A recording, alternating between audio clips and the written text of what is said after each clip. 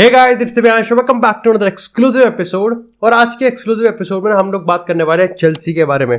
तो मेरे को लगता है कि यार ऑलमोस्ट सबके लिए शॉकिंग था जब चेल्सी ने रिसेंटली अपने मैनेजर थॉमस टुकल को यहाँ पर सैक कर दिया है, एक ऐसे मैनेजर को जिसने उनको एकदम इंस्टेंट सक्सेस ला के दी। और वैसे कायदे की बात बताऊं तो चेल्सी फैन बेस में काफ़ी ज़्यादा पॉपुलर भी है थॉमस टुकल। मैं देख रहा हूँ इस समय कम्युनिटी फोरम्स में, सोशल मीडिया पे किस तरीके का रिएक्शन यहाँ पर है। अच्छा, जितना शॉकिंग एक्चुअली में डिसीजन था ना कि चलो उसको सैक कर देते हैं, जबकि यहाँ पर 10-15 दिन में ही कहीं ना कहीं अभी ट्रांसफर विंडो खत्म हुआ है और यहाँ पर सिर्फ 7-8 गेम ही हुए हैं। तो ऐसे में कहीं ना कहीं डिसीजन को काफ़ी ज़्यादा क्वेश्चन किया जा रहा है। लेकिन जितना शॉकिंग डिसीजन है ना, उतना ही शॉकिंग कहीं ना कहीं उसके पीछे की रीज़न है। और साफ पता चलता है कि एक्चुअली में डिसीजन बहुत पहले से ही बना लिया गया था। अब अगर देखो यार, अगर देखें जिस तरीके से, अगर स्पोर्टिंग एक बार को देखें भी कि कैसे यहाँ पर टैक्टिकली क्या यहाँ पर चेल्सी थॉमस टुकल के अंदर कमज़ोर हो गई थी। वैसे यार इसके रिगार्डिंग एक बहुत ही इलैबोरेटिव पॉडकास्ट हमने यहाँ पर करा था, तो अगर आपने एक्चुअली में वो नहीं देखा है तो मैं यहाँ पर लिंक उसका डिस्क्रिप्शन में दे दूंगा। डू मेक श्योर कि आप उस पॉडकास्ट को जाकर जरूर देखें। लेकिन अगर तुमको मैं ब्रीफ में समझाऊं तो यहाँ पर अगर स्पोर्टिंग रीजंस की हम बात करें, क्योंकि बैक स्टेज के रीजंस काफ़ी ज़्यादा वॉलेटाइल है कि भाई वो प्लेयर्स के साथ बात ही नहीं कर रहा था, ओनर्स के साथ क्या कहते हैं, वो हेल्प को कोलैबोरेट ही नहीं कर रहा था, वो उनको कोऑपरेट ही नहीं कर रहा था। ऐसे में कैसे एक मैनेजर ओनर्स के बीच में कहीं ना सिनर्जी बनेगी। लेकिन अगर स्पोर्टिंग की बात करें तो कहीं ना कहीं बताया जा रहा है कि ग्रोथ रुक सी गई है। यहाँ पर चेल्सी बिल्कुल टूथलेस दिखती है, चेल्सी बहुत ज़्यादा स्टेल दिखती है, फीकी दिखती है। कोई यहाँ पर अनप्रेडिक्टेबिलिटी नहीं है, कोई यहाँ पर मसाला नहीं है, कोई यहाँ पर क्लच नहीं है, कोई यहाँ पर एक वन मैन फॉरवर्ड नहीं है कि ठीक है भाई ये बंदा लीड कर सकता है। And this is all because कि थॉमस टुकल की यहाँ पर लीडरशिप गायब है।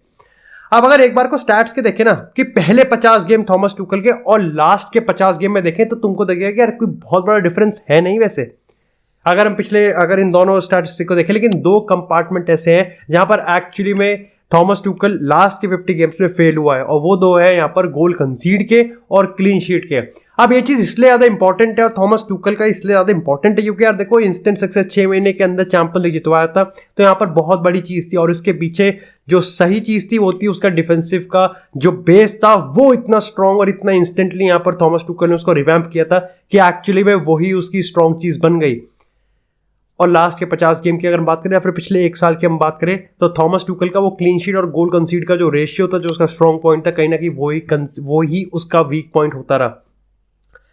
अब अगर बात करें इस चीज को पीछे करते हैं, चेल्सी ने यहाँ पर ग्राहम पॉटर को अपना नया मैनेजर बनाया। और मैं क्यों तुमको थॉमस टुकल का समझा रहा हूँ, क्योंकि तुमको समझना पड़ेगा कि थॉमस टुकल जिस क्लब से गया है, या फिर मैं कहूँ कि जिस क्लब ने जिस लेवल के मैनेजर को यहाँ पर सैक किया है, कितना ज्यादा प्रेशर है यहाँ पर ग्राहम पॉटर को डिलीवर करना है, चाहे लॉन्ग टर्म हो चाहे शॉर्ट टर्म हो। उस पर भी हम इस एपिसोड में बात करेंगे। और टैक्टिकल रीजन पे भी कितनी बड़ा चैलेंज है यहाँ पर ग्राहम पॉटर के सामने, क्योंकि ग्राहम पॉटर की बात करें, even if he is an elite tactician, मैं पहले ही तुमको बता देता हूँ, लेकिन वो ब्राइटन में डिलीवर करना और चेल्सी जैसे क्लब में डिलीवर करना, कंसीडर द फैक्ट कितना रोबस्ट है यहाँ पर ओनरशिप और कितना रोबस्ट यहाँ पर उनका रिलेशनशिप रहा है यहाँ पर मैनेजर्स के साथ। अब देखो यार, ग्राहम पॉटर की हम बात करें तो कन्विक्शन तो थी देखो ओनरशिप में। यहाँ पर बताया जाता है कि रिपोर्ट के हिसाब से कि 3 घंटे में जब थॉमस टुकल को सैक किया था कि उसके 3 घंटे के अंदर एक्चुअली में उन्होंने ग्राहम पॉटर के रिगार्डिंग यहाँ पर इंक्वायरी भी दे दी थी और बता दिया था कि हम रिलीज क्लॉज पे करने के लिए तैयार हैं, लेकिन हमको यही मैनेजर चाहिए। वैसे इस पॉइंट ऑफ टाइम पे एक हाई लेवल मैनेजर भी अवेलेबल था, दैट वाज मॉरिशियो पोचेटिनो, जो कि फ्री एजेंट था। बट स्टिल तुम कन्विक्शन देख सकते हो कि यहाँ पर with in 1 day Graham Potter को यहाँ पर उसकी डील को सीज किया गया और उसको नया मैनेजर रिक्रूट किया गया। सबसे पहले बात करते हैं किस तरीके का मैनेजर है यहाँ पर ग्राहम पॉटर। देखो ग्राहम पॉटर ना, क्योंकि आज के टाइम पे देखोगे हर मॉडर्न मैनेजर ना, यहाँ पर चाहे जावी की बात करें, चाहे पेप गार्डियोला की बात करें, जिनेदिन जिडान की बात करें, एरिक टेन हैग की बात करें, यहाँ पर जर्गन क्लॉप की बात करें, पेप गार्डियोला की बात करें, हर बंदे के पास अपनी फिलॉसफी है। तो उन फिलॉसफीज में कहां पर स्टैंड आउट करता है ग्राहम पॉटर। ग्राहम पॉटर एक पोजीशन बेस्ड मैनेजर है। ग्राहम पॉटर को चाहिए कि उसकी टीम पोजीशन होल्ड करे। मेरे को आज भी याद है जब ब्राइटन ने ग्राहम पॉटर को रिक्रूट किया था, उस time to be very honest with you, Brighton क्या थी यार, देखो ब्राइटन एक्चुअली में वही टीम थी जो कि आप प्रीमियर लीग में एक लो बजट और इतने हाई कंपिटिटिव में क्या एक्सपेक्ट करोगे, लो ब्लॉक खेलेगी, ज्यादा पैसे नहीं है तो आप सुपरस्टार्स को लेके नहीं आ पाओगे। लेकिन ऐसा भी नहीं है कि ग्राहम पॉटर को रिक्रूट करने के बाद एक दिन के अंदर ब्राइटन पता नहीं क्या से क्या हो गई, सिटी बन गई। लेकिन जब उसको फंडामेंटल रिसोर्सेज प्रोवाइड किए गए, जब उसको टाइम दिया गया, तो आप साफ देख सकते हो कि आज ब्राइटन का गेम प्ले ऐसा है कि बड़े से बड़े रिसर्चर भी और बड़े से बड़े क्रिटिक्स की हम बात करें, एनालिस्ट की बात करें, वो यहाँ पर इस टीम को पढ़ना पसंद करते हैं। मैचेस की अगर बात करें, न्यूट्रल पॉइंट ऑफ व्यू की बात करें, फैंस की बात करें, वो सब के सब इसके बहुत बड़े एडमायरर हैं। पोजीशन बेस्ड मैनेजर है। पैटर्न्स में खिलाता है। मतलब अगर आप एक चार्ट के जो चार्ट आप इस समय स्क्रीन पे देख रहे हो तो अगर उसके हिसाब से एक्चुअली आप देखोगे ना तो यहाँ पर जो ब्राइटन है ना, देखो दो चीजें होती हैं। एक होता है आपको वर्टिकल कि आप कितना तेज कितने डायरेक्ट और कितना तेज खेल पा रहे हो और आगे जाके गोल स्कोर कर पा रहे हो, और एक है कि आप कितना टाइम ले रहे हो। अब अगर यहाँ पर अगर तेज की हम बात करें, यहाँ पर डायरेक्टनेस की बात करें तो इट्स लाइक कि आप अपने गोल से लेके फाइनल थर्ड में कितनी जल्दी जा पा रहे हो, कितने कम पासेस में जा पा रहे हो। ब्राइटन वो चीज नहीं करती है। ब्राइटन एक्चुअली में पोजीशन बेस्ड है, जहां पर प्री प्लान जो सेट ऑफ पैटर्न्स होते हैं, जो प्रैक्टिस होते हैं, ड्रिल्ड होते हैं, उसके बेसिस पे यहाँ पर गेम खेला जाता है। और ग्राहम पॉटर को अपनी टीम इसी बेसिस पे खिलाना पसंद है। एक चीज जो बहुत बड़ा फ्लॉ कह सकते हो आप, या फिर एक्चुअली में कह सकते हो कि इसके ऊपर क्वेश्चन मार्क लग सकता है, इसकी एक्चुअली में ग्राहम पॉटर बहुत ज्यादा फ्लेक्सिबल मैनेजर है। तुम कहोगे यार ये तो बहुत अच्छी बात है, अच्छी बात है, लेकिन एक्चुअली में जब आपके पास एक सेट ऑफ टैक्टिक्स नहीं होती ना, देखो यार ग्राहम पॉटर ब्राइटन में डिलीवर कर रहा है day in day out, week in week out. और वो इसलिए भी क्योंकि यार वो देखो गेम स्टाइल बहुत ज्यादा बदलता है, बहुत ज्यादा गेम स्टाइल बदलता है, ओपोनेंट्स को स्टडी करता है, और देखो मोस्ट ऑफ द टाइम वो चीज डिलीवर भी कर जाती है, and most of the time वो डिलीवर नहीं भी करेगी। तुम कहोगे ठीक है यार वो तो ठीक है, सब हर थोड़ा स्कोप तो होता है मैचेस में हारने का, but then you have to understand कि आपके जो नॉकआउट स्टेजेस होते हैं, देखो यार जब मैं कह रहा हूं कि अगर इस पॉइंट को मैंने हाईलाइट किया तो यू कैन जस्ट इमेजिन कि एक्चुअली में ग्राहम पॉटर कितना ज्यादा फ्लेक्सिबल होगा, क्योंकि फ्लेक्सिबल आज के टाइम पे हर एक मैनेजर ही होता है, लेकिन ग्राहम पॉटर स्टैंड आउट करता है फ्लेक्सिबिलिटी को लेके। वो बहुत ज्यादा अपने टैक्टिक्स में ट्विक्स करता है। यस, यहाँ पर मेरे को लगता है कि चेल्सी में आते ही उसको कहीं ना कहीं ऐसा नहीं है कि बिल्कुल एक पे ही अड़ रहेगा, फिर तो थॉमस टुकल बन जाएगा, क्योंकि थॉमस टुकल के रिगार्डिंग में सबसे बड़ी कंप्लेन ये थी कि यार तू एक पे ही रहता है, लेकिन कहीं ना कहीं ये वाली चीज कहीं ना कहीं कम करनी पड़ेगी। This is a question mark. मैं ये नहीं कह रहा कि वो ये कर ही देगा, लेकिन कहीं ना कहीं ब्राइटन के अगर उस गेम प्ले को पैटर्न को स्टडी करे तो वहां ऐसे ही करेगा। दूसरी चीज आती है ग्राहम पॉटर के रिगार्डिंग कंसेप्ट है कि वो बिना स्ट्राइकर के खेलता है। Well that's actually incorrect. अब अगर रिसेंट टाइम्स में हम देखें तो हाँ, ब्राइटन में कोई ऐसा उभर के नहीं आया है किसी प्लेयर को यहाँ पर ग्राहम पॉटर ने अपने स्ट्राइकर को 30-40 गोल के आसपास उसको प्रोवाइड करवाया हो, लेकिन वो अपने स्ट्राइकर के साथ खेलना पसंद करता है। ही नीड्स अ नंबर 9, लेकिन अगेन जैसे मैं कह रहा हूं कि एक सेट ऑफ पैटर्न के साथ वो उसको पसंद करता है, और अभी जब हम टैक्टिक्स पर डिस्कस करेंगे तो वो आ भी जाएगा। तीसरी चीज आती है कि क्या यहां पर फॉर्मेशन में वन फॉर्मेशन मैन है? Absolutely not. अब ये चीज समझनी पड़ेगी कि यार थॉमस टुकल ना स्टबन तो था, लेकिन थॉमस टुकल एक्चुअली में ट्वीक भी कर पाता था, लेकिन कई बार वो चल भी जाता था, कई बार नहीं भी चल जाता। सिमिलर पैटर्न हम यहाँ पर देख सकते हैं ग्राहम पॉटर में, जो कि एक्चुअली में उसके लिए काम करती है। 3 फॉर्मेशन, वैसे तो काफी सारी फॉर्मेशन में खिलाए थे, लेकिन 3 फॉर्मेशन जो कि सबसे ज्यादा वो डिप्लॉय करता है वो यहाँ पर 4-4-2 और मैन टू मैन प्रेसिंग के साथ, उसके साथ यहाँ पर 3-5-2 भी खेलता है, और वो एक्चुअली में 3-4-3 भी खेलता है, और 3-4-3 सबसे ज्यादा उसने खिलाया है ब्राइटन में, और ये चीज बिल्कुल कोइंसाइड करती है चेल्सी के साथ। तो तुम समझ सकते हो कि अडेप्ट करने में इतना ज्यादा टाइम नहीं लगेगा, क्योंकि अगर चेल्सी के करंट रिजीम की बात करें तो थॉमस टुकल के अंदर उन सारे प्लेयर्स को कहीं ना कहीं ये आइडिया है कि 3-4-3 के सिस्टम में कैसे खेला जाता है। तो क्या इसका मतलब थॉमस टुकल और ग्राहम पॉटर में सिमिलैरिटीज है? Absolutely not.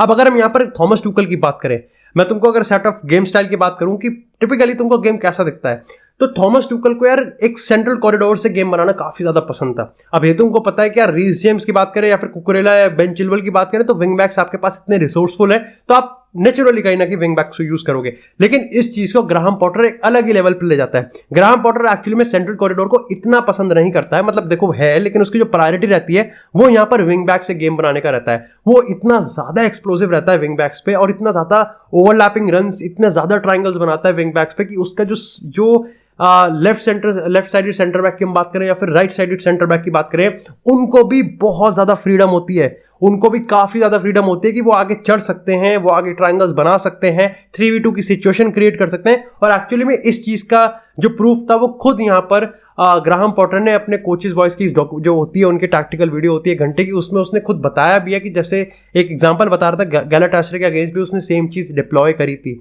और यहाँ पर कंसिडरिंग द फैक्ट कि कुलिबाली की हम बात करें, फोफाना की हम बात करें, तो these are the centre back जो कि यूज कर सकते हैं। रही बात अगर थियागो सिल्वा की, तो उसकी बॉल प्लेइंग एबिलिटी भी काफी ज्यादा सही है।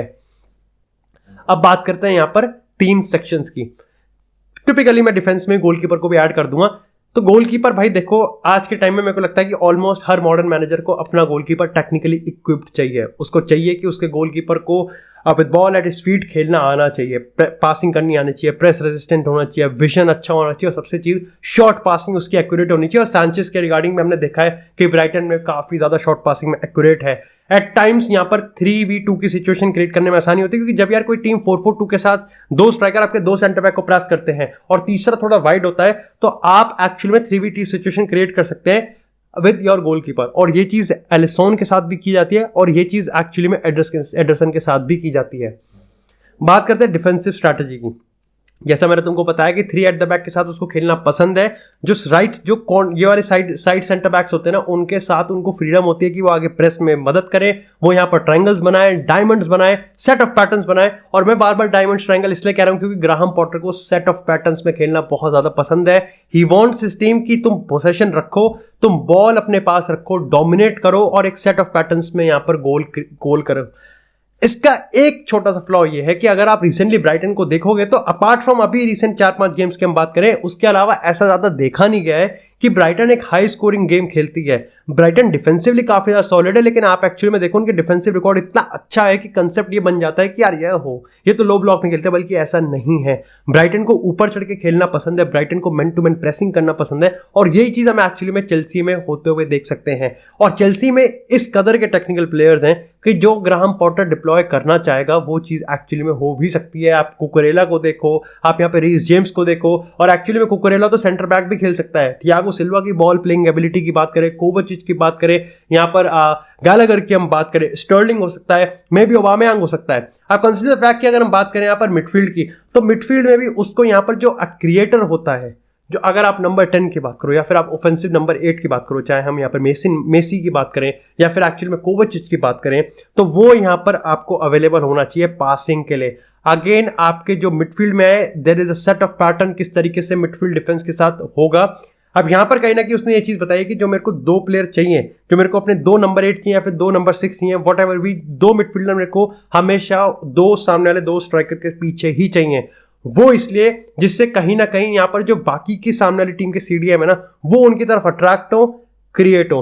अब यहाँ पे मैं तुमको सिंपल भाषा में बताऊं एक्चुअली में, तो वही होता है कि यार इनके wing back, Graham Potter Chelsea में अपने विंग बैक्स को इतना हाई रखेगा कि यहां पर कहीं ना कहीं आप देखो सिटी का सिस्टम ना थोड़ा थोड़ा डिप्लॉय होता हुआ दिखेगा। स्ट्राइकर, विंग बैक्स, विंगर, और बीच में यहाँ पर हाफ स्पेस होगा, उसमें या तो कोई मिडफील्ड होगा या फिर एक्चुअली में आपका इन्वर्टेड फुल विंग बैक भी हो सकता है, या फिर एक्चुअली में जो विंगर होगा वही कहीं ना कहीं हाफ स्पेसेस को क्रिएट करेगा। और यही चीज कहीं ना कहीं सिटी भी करती है, एंड दिस इज हाउ यहाँ पर ऑफेंसिव सेटअप किया जाता है।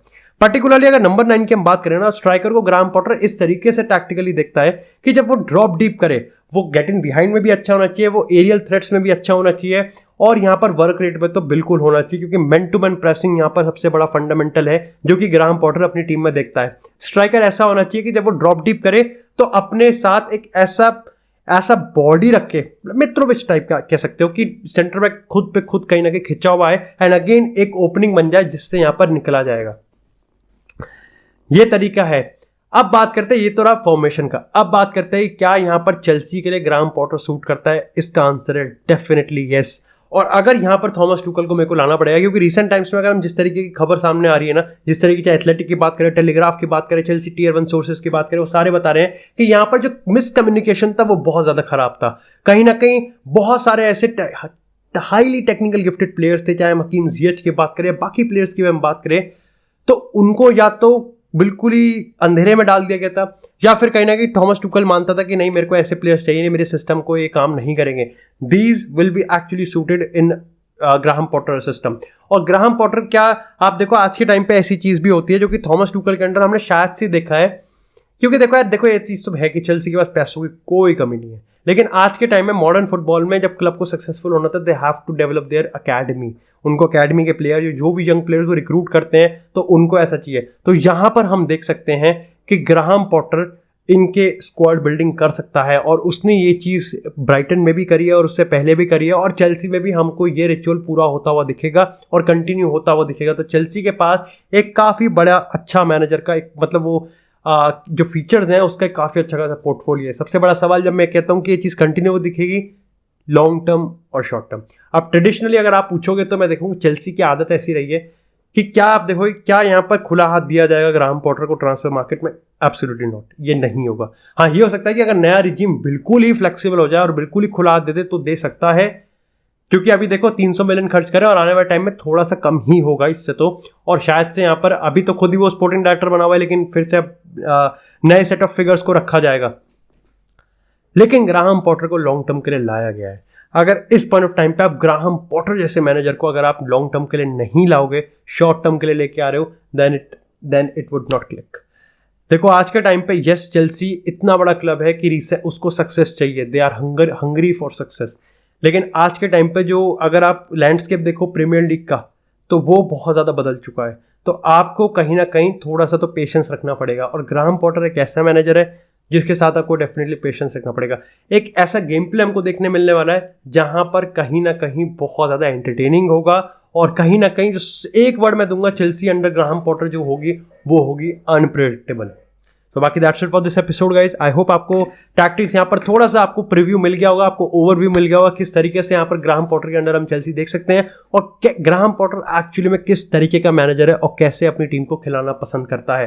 बाकी that's it for this episode. I hope आपको एपिसोड पसंद आया। एपिसोड पसंद आता है एपिसोड को लाइक करें, चैनल सब्सक्राइब करें। आपको फुटबॉल से एक्सक्लूसिव कंटेंट चैनल पर मिलता रहेगा। तब तक के लिए stay tuned, stay safe and I will see you in the next episode.